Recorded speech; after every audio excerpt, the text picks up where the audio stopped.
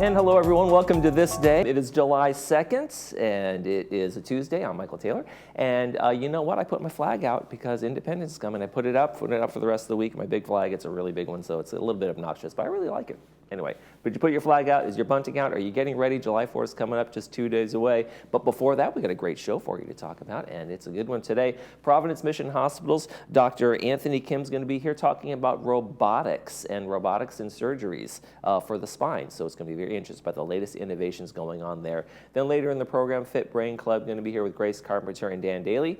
There he is, Dan Daly, and they're going to be talking to us about how our senses change as we age and what we can do to mitigate that. So they have a special series coming up next week, a special speaker coming up on Monday that they're going to introduce us to and to find out more about that. But right now, we want to talk about that whole July 4th thing I was just mentioning. We're not going to be here on this day. It's going to be off the air as we celebrate the 4th. So we got some great movies for you. 9 a.m. on the 4th, we have 1517 to Paris. And then at noon, The Philadelphia Story is going to be playing, a great classic movie. And then California's Gold with Huell Hauser is going to be doing the special on San Juan Capistrano. So that's what we're going to have as a special segments on our July 4th programming on Village Television. Stay tuned for that. And then we'll be back Friday and Saturday and all the other regular days. But enjoy the 4th. Get out there and have some fun. Let's take a look outside at our weather. And clouds are starting to clear here live at the 9 a.m. show. And just hanging out a little longer than yesterday, which means we're going to be maybe a little bit cooler than we were yesterday. So maybe get up to 7 maybe touch 80. We got the AM clouds, they'll burn off to mostly sunny skies. Same kind of pattern for tomorrow. Then we get into more just sunny, like the clouds are going to be gone by 7 a.m. in the morning, and we're going to get into the 80s for the rest of the week. Going to be sunny and loud on Thursday, lots of popping in the air, lots of explosions. It's going to be the 4th. Make sure your dogs are safe. Make sure your dogs are indoors and the gates are locked and they can't get out. It does scare them. So those are the things I always worry about on July 4th for the dogs. But otherwise, have a great 4th. Get the picnics. Go to the parade that they're going to be having. It's going to be fantastic. Enjoy it while we can. Good fun summer days. Let's take a look at our sunrise and our sunset. Hey, this is a great picture from Corona Del Mar, and that's brought to us by Ben Givens. Thank you very much, Ben. Sunrise this morning was 5:45. Sunset tonight going to be 8:04. If you'd like to send us a picture like Ben did, you can do so. Just go ahead and email us, lagunawoodsvillagetv@gmail.com. Make sure you include your name, where you took the photo, and we will put it in our sunrise sunset segment. Okay, got one meeting to tell you about. Then when we come back, we'll be talking about robotic spinal surgery with Dr. Anthony Kim. Stay with us.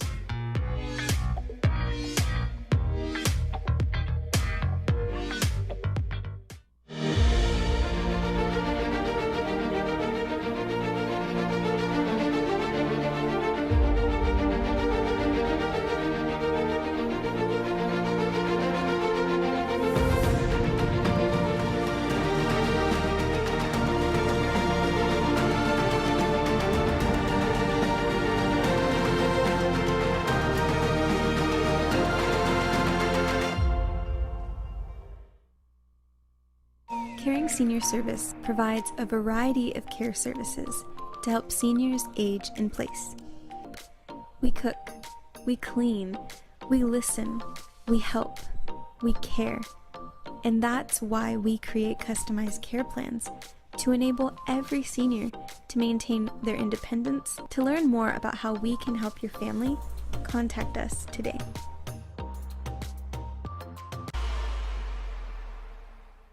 Attention all club organizers, party planners, and those who simply love to gather and celebrate life's special moments. Are you tired of the hassle of cooking for your events? Looking for a convenient and delicious solution? Introducing our easy and convenient catering trays, perfect for groups of any size from 35 to 90. Need a larger space to host your event? Look no further than our restaurant's banquet room, the perfect venue for your next gathering. Call us today to place your catering order or reserve our banquet room for your next event. Create memories and traditions with Polly's Pies.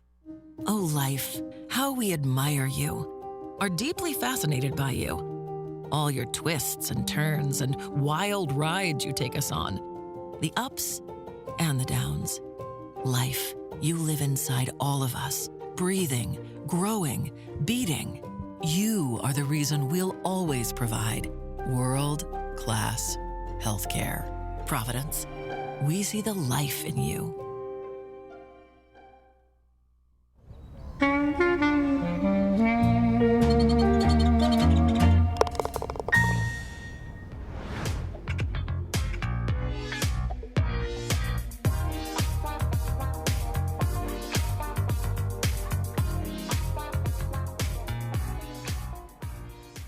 Well, robotics are pretty much everywhere, and one of the places they are is certainly going to be in Providence Mission Hospital, and they're using them for spinal surgery. I want to welcome Dr. Anthony Kim to the program.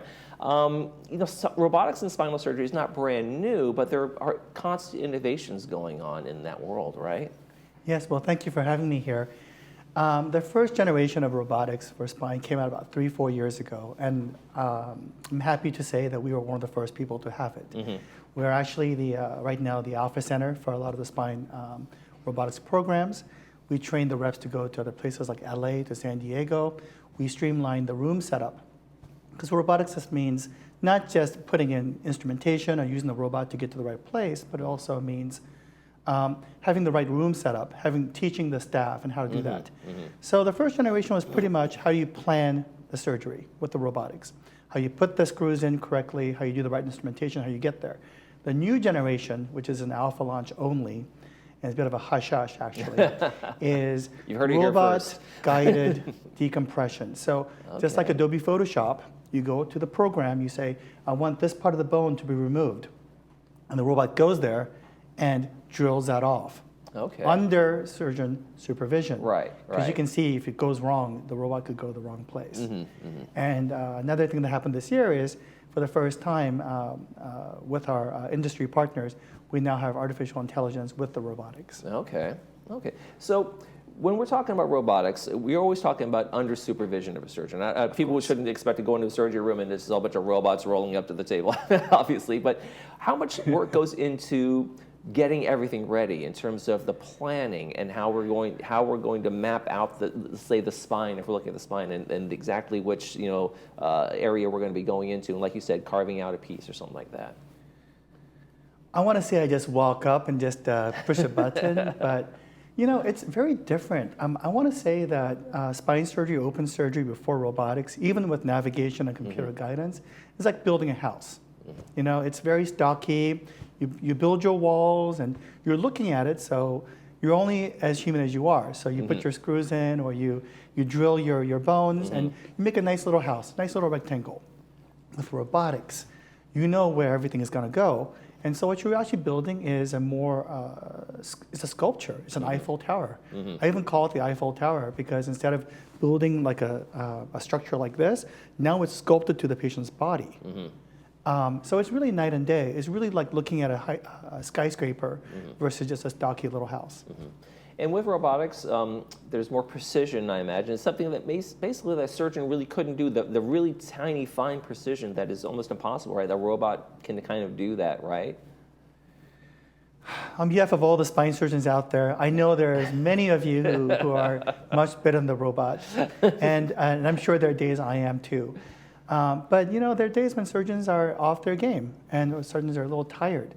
So it's nice to have a little assurance. And you're absolutely right. With the robotics and with the navigation, we're missing less than 0.1% of the time. And 20 years ago, the statistic was that neurosurgeons were either doing the wrong level or we were missing screws or missing levels 16% of the time. Okay, wow. Huge change, 16% of the time to 0.1% within a 20-year period. And is it also, is it a little less invasive? I mean, since there's such precision, we're not maybe having to open up as much or be in there as long and those kinds of things. So is there a better recovery time after robotic surgeries? You are so right. Because we're going right to the location, we're not even cutting the muscles anymore. We're not opening the muscles. I haven't done a front-back surgery in 3 years. Everything is from the back. Okay, wow. No side surgery, no front surgery. Everything's small from the back. Muscle sparing, safer, better windows, less muscle dissection, faster recovery, faster return home. So what are some of the benefits, let's kind of overall, if you go into Providence Mission Hospital and you're going to go into the robotic spine program and go in there, what are some of the benefits from the traditional spinal surgeries as to the robotic surgeries that are going on? Well, I think the 4 things about the robotic surgery is, as you said, it's safer, it's more accurate. And one of the reasons is because we actually have a 3D navigation system. The robot takes you there. You don't do any muscle dissection as much. So faster recovery, faster home. On top of that, the Taut Mission Hospital has currently got a Providence-driven program where we do preoperative medication, perioperative medication. So we pre-medicate our patients with Lyrica, Celebrex medications so they have less pain. We shield them from the pain. Then we also give them Ovantic so that they poop better, even on narcotics afterwards. How many times after surgery you're like, oh, I can't poop. Everybody's backed up, and that's a real problem. That's a genuine problem. All that. So we try to predict post-op recovery problems, and we give medications preoperatively. And now we're adding AI, artificial intelligence, for the perioperative management to streamline our process. So I think, to answer your question, robotic surgery decreases your time, makes it safer. And on top of that, AI-guided and this sort of streamlined procedure also improves recovery. So there's double benefits right now at Mission. And for the patient, are they up on their feet sooner? I mean, I'm assuming less pain, up on their feet sooner. The rehab process is easier going because it was less invasive and there's more precision there? Yes. So this is not my program. This is actually, I think, University of Miami and New York, but it's called the Post-Op Day Zero Ambulation Program. We get the patients out of bed that night. Oh, wow. So the latest is 4 a.m. They have to be out of bed. If it's a scoliosis deformity or a cancer case, they're still out of bed at 4 a.m. So absolutely, we get them out of bed. We get them moving right away. Without a brace, actually. We're trying to eliminate bracing completely from spine surgery. Our patients, especially the cervical arthroplasty patients, they're back to pickleball, golf, surfing by 3 weeks off the multi-level replacements. Incredible, incredible. Have the robotics kind of opened up a world of areas where, like, hey, we don't do these kind of surgeries, or these are more tougher, these are more complicated? Has it opened up a new world of ability to go do surgeries that weren't available before, or really were more, only in emergent care kind of thing, or is it opened up a new world at all? That's actually a tough question. I think, on behalf of all the spine surgeons in Orange County, because there's quite a few, there's a lot of talent out there, and the spine surgeons, even before the robot, have been doing very complex, challenging tasks, sometimes at 2 and 3 in the morning, for trauma. So I think I'd be doing the spine community a disservice by saying that robotics has taken over, has improved our surgeries, but certainly I think it has eased our burden. Because sometimes, during revisions, it's harder to find the spine anatomy because someone's been there before, or the patient has had trauma, so it's hard to locate the anatomy. So we're getting help. So yes and no to that question. A little bit. So what do you think? I mean, put your crystal ball on the table for a second, and predict where do you think it's going? Where do you think the next steps are? What are people saying? Well, what if we could do this? What if we could do that? So I've seen the next steps. Okay. I have an NDA. So we work with industry partners quite a bit. But I can tell you one of our industry partners also owns the Hugo, which is the intraoperative robot with the camera that does general surgery. The same company also owns some of the robotics technology. And I've seen technologies where they're trying to integrate with AI so that the surgeon no longer has to be even in the room. Oh, wow. It's like drone surgery. It's pretty sophisticated. It would be like Adobe Photoshop. You sit there, you can cut and paste, and you can paint. And as you're doing that, the robot will do the same thing on the patient in real time with high accuracy. Intraoperative, real-time imaging, robotics, and real-time camera and 3D monitoring. Wow, okay. I know. And what are the advantages to that? I mean, it seems amazing. It seems like, wow, what an amazing thing. But why not be in the room, or how does that change the scope of how surgeries are done? Well, we live in the most, let's face it, affluent, influential neighborhood in the United States, one of them anyway. Absolutely. And so we have the benefit of having the highest level of technology. But that technology does not always exist in all the countries in the world and other places. Like, for example, Liberia is a country in Africa. It only has one neurosurgeon. They don't do spine.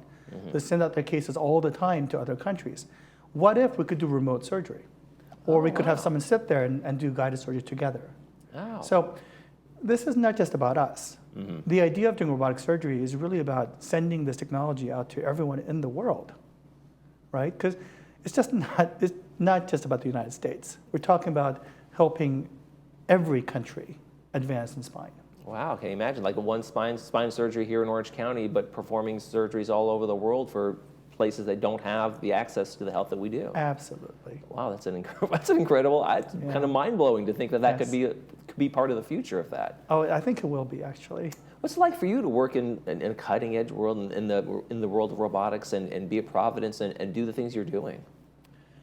Oh, I'm excited. I actually think the highest advances in spine surgery has happened just in the last 10 years with navigation and honestly, more so than the last 100 years. I remember doing wires when I was in training, wires and hooks. Now I'm doing robotics. So I'm just very privileged to be in this time right now. This is the growth time for spine surgery. And I'm just very fortunate to have a partnership with Mission Hospital, with you guys, and to be able to showcase this, so extremely grateful. And when your patients come in the door, what do you tell them about the robotic surgeries? How do you reassure them that, hey, I'm still in the room? Because I think some people like a robot versus the surgeon. Is there still that kind of concern sometimes, like, well, are you going to be in the room, or how's this going to work? I show them the data. Okay. This is not your father or mother's spine surgery. One of the things that's always makes me upset is how many complications and how many issues there were in the past for spine surgery. I mean, everyone knows there's a patient or a family member who's had spine surgery failed. And I don't want that to be the reputation of spine surgery, because it's not. So I want to improve that and progress that. And basically, my whole mission is to make it so advanced that, and to reassure the patients, look, there's robotics, but it's to make me more accurate. Right. So Your that we don't knowledge. have that complication that you've heard about 10, 20 years ago. Right. Incredible stuff going on there at Providence Mission Hospital. Dr. Anthony Kims, thank you so much for joining us today. Thank you very much for inviting me. When we come back, we'll be talking to the folks from the Fit Brain Club. Stay with us.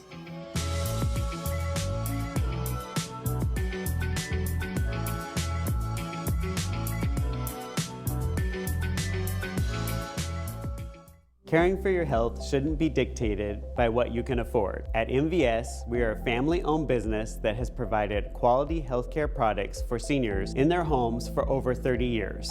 We negotiate on your behalf with top manufacturers to deliver low prices. We provide vital resources while staying committed to making the experience of getting medical supplies you need as easy as possible by ensuring easy online shopping and free shipping. When life is difficult, we make things simple. Hi, welcome to Pacific Financial Planners. We focus on income replacement for your retirement. We have over 3 decades of professional money management experience. We personalize a plan that's right for you and your family. You only get one shot at retirement. Don't you think you better get it right? So give us a call for your free consultation. We can do this over the phone, via Zoom, or in person. Did you know that tinnitus or ringing in your ears can be a sign of hearing loss? Hi, I'm Dr. Gabby Rodriguez, one of the audiologists here at Amazing Hearing. Contrary to what many doctors may tell you, tinnitus can be helped and often eliminated. I'm a doctor, and I thought I'd have to live with the tinnitus, and my hearing has gone from loud tinnitus to no tinnitus in a week and a half. Call us today for a free consultation. Amazing Hearing, the hearing and tinnitus experts. Caring Senior Service provides a variety of care services to help seniors age in place. We follow the mantra, when family can't be there, we can. We started our business almost 30 years ago because we realized that seniors in these situations still need loving care. To learn more about how we can help your family, contact us today.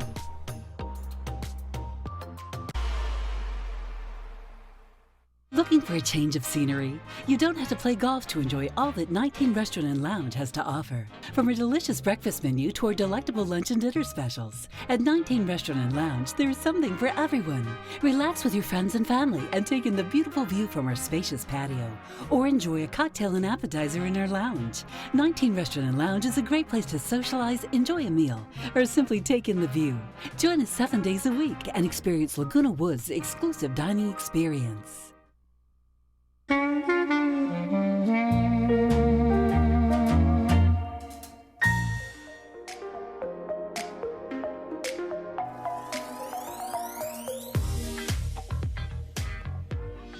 want to welcome the Fit Brain Club back to the program. Of course, Grace Carpenter and Dan Daly from Alzheimer's Orange County. Thanks for joining us, guys. Thanks for having us, Nice Michael. to see you again. Absolutely. You guys are going to be talking on Monday, on the 8th. We Yes. have sensory, how your sensory perceptions of things kind of fade with aging. Change. Change, or kind of thing. Oh, I know it's eyes and ears, that's for sure, but the other things kind of, I'm going to lose other things now too? Well, reaction to hot, heat, and cold. Oh my. Really? Okay. It's a big one. Okay. And what are some of the things you're going to be talking about at the event in terms of like how we preserve that or how we recognize that, or what are the concerns as we get older and start to lose some of our senses? How we adapt. Lauren's going to speak to us about the whole adaptation process, because we don't want to lose anything. And of course we'll have the people from Adapt to It with devices. Okay, I great. mean, it's not just hearing aids and eyeglasses. Right. We have to listen to what the brain is telling us, right, Dan? Exactly. Actually, Lauren is going to talk about some strategies to conform to the progress of faulty hearing. And I would say from the get-go, it's very important for seniors to get the annual checkup with their doctor. And it's very important because I'll give you an example. With dementia, hearing is a correlation between dementia. And when somebody has faulty hearing, they can't understand the communication process, and the brain is affected by it. Okay. And one of the first signs is on the telephone. When you're having a telephone conversation and they keep saying, I can't hear you, I can't hear you. What's really happening is they're not able to process, but they don't know that they're not able to process. The connections are starting to... Exactly. The wires, yeah. Yeah, the other thing is one of the problems that seniors have, they can no longer taste food, so that affects their diet.